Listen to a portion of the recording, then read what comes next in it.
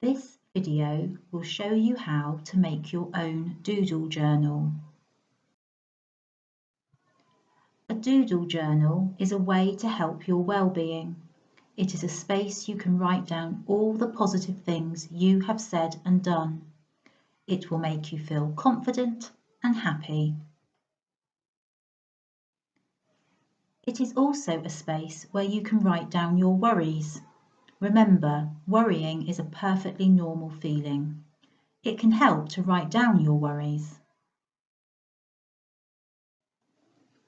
To make your own doodle journal, you will need a notebook. It can be plain or lined, a pair of scissors, glue, pens or pencils, and a set of activities you can download from our Learning Hub.